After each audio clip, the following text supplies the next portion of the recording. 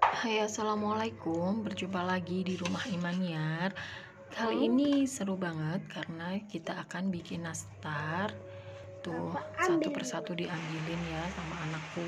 Nastar ini enak, lumer di mulut, ekonomis tanpa telur, dan pastinya gampang dibuatnya ya.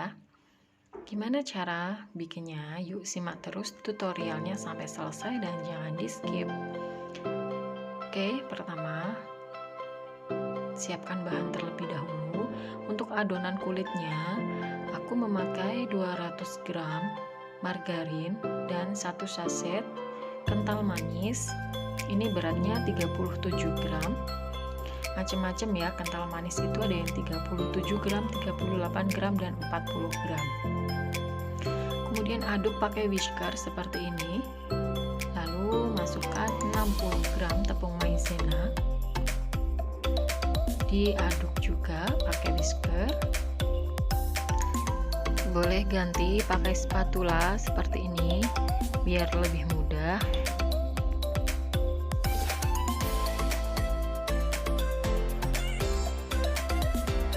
Masukkan tepung terigu, aku pakai segitiga biru. Ini adalah terigu serbaguna. Aduk dan uleni adonan hingga kalis. Ciri-cirinya yaitu adonan sudah bisa dibentuk bulat, berbentuk bulat besar, dan tidak menempel di tangan ataupun di loyang atau di wadahnya ini. Sambil nunggu adonan kalis, silahkan klik like, dan yang belum subscribe silahkan subscribe. Terima kasih. Oke, ini adonan sudah sangat kalis.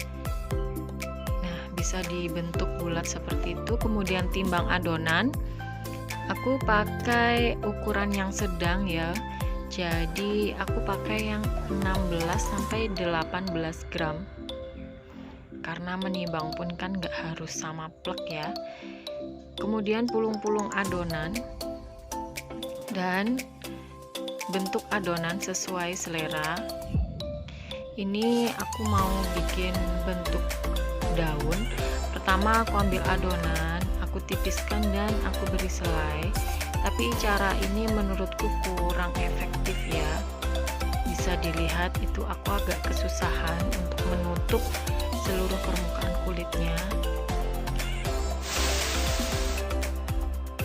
Nah, ini adalah trial yang kesekian kali. Ini adalah cara yang paling gampang menurutku. Nah, aku ambil adonan dan aku putar-putar pakai jempol seperti itu. Nah, ada cekungan kan di sana ya.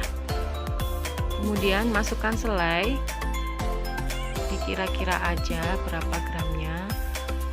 Kemudian sisa adonan yang di atas itu diputar-putar, dipakai untuk menutup cekungannya tadi. Nah, ini lebih gampang bun. Oke, sampai sini paham ya. Kemudian sempurnakan bentuknya ya. Sekali lagi ya bun. Nah, ada cekungan di dalam sana. Kemudian kita isi selai. Nah, ngisi selainya ini pun ditekan-tekan ya pakai sendok kecil seperti itu. Karena ini selainya homemade. Oke. Nah, ini aku tekan-tekan seperti itu. Nah, sisa adonannya akan kita pakai untuk menutup lubangnya dengan cara diputar-putar dan ditekan seperti ini. Alhamdulillah, cara ini efektif dan berhasil. Kemudian rapikan. Jika ada lubang atau celah atau retakan-retakan, ditekan-tekan seperti ini aja, ditepuk-tepuk. Kemudian dirapikan dan kita bentuk sesuai selera. Ini aku ambil garpu dan aku bikin guratan seperti tulang daun. Karena ini nastarnya adalah bentuk daun, boleh pakai cetakan daun jika mau, tapi jika tidak punya, alternatifnya bisa seperti ini ya. Nah, sudah jadi. Lanjutkan sampai semua adonan selesai. Oke. Dari satu resep ini aku dapat 30 pieces nastar ukuran 16 sampai 17 gram ya. Kemudian kita masuk ke proses pemanggangan. Boleh diperhatikan di sini, ini adalah oven yang aku pakai. Karena waktu memasukkan pertama kali ke skip tidak tervideo, akhirnya aku jelaskan seperti ini ya bun. Saat nastar dipanggang, kita siapkan bahan polesan. Ini adalah 2 kuning telur, 2 sendok makan susu kental manis, dan 2 sendok makan minyak sayur. Beri sedikit aja garam lalu diaduk-aduk. Tapi untuk pemakaian satu resep ini ternyata aku hanya menghabiskan setengah dari bahan polesan ini. Jadi untuk bahan polesan cukup pakai separuhnya aja. Oke, setelah 35 menit kita keluarkan nastar dan kita cek tingkat kematangannya. Lah, jika seperti ini berarti nastar sudah matang ya bun. Dan dari segi ukuran, jika kita bandingkan dengan adonan saat mentah juga tidak jauh beda ukurannya ya. Nah, ini ketika masih mentah, dah sama kan bun ya. Adonan tetap kokoh, gak meleber. Selanjutnya kita aplikasikan polesan pada permukaan nastar. Cukup dipoles yang bagian atasnya saja. Setelah dipoles, masukkan kembali ke dalam oven. Panggang dengan api kecil sekitar 5-10 menit. Karena sebenarnya ini nastar sudah matang ya, hanya untuk mematangkan yang polesan bagian atas aja. Setelah 5 menit dimasukkan ke dalam oven. Jika ingin dipoles kembali boleh dilakukan hal yang sama lagi. Kemudian dimasukkan ke dalam oven lagi gitu ya bun.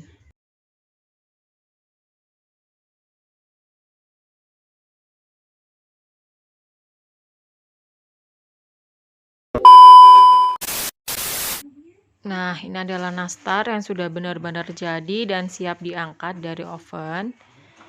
Nah, ini tadi kenapa aku bilang bisa mengoleskan polesan sampai ke bawah, karena akan jatuh ke loyang dan meninggalkan bekas seperti ini. Oke, ini adalah nastar yang sudah jadi. Bentuknya sama-sama daun ya, tapi ukurannya ya agak sama, agak beda. Ada yang sedikit oval, ada yang sedikit bulat.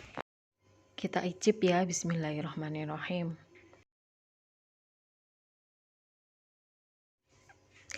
Ini rasanya nggak seperti nastar ekonomis yang dijual murah, maaf ya. Yang rasanya itu kata orang-orang ya seperti tepung aja, seperti tepung mentah, atau kadang yang dalamnya tuh selainya cuman seuprit gitu. Enggak ya, ini meskipun bahannya ekonomis tapi rasanya ini rasanya premium, sangat pantas buat hantaran ke keluarga, teman, kerabat. Wajib dicoba nih bun, recommended banget. Oke bunda, sudah selesai. Terima kasih sudah menonton video ini sampai selesai. Sampai jumpa di video selanjutnya. Wassalamualaikum.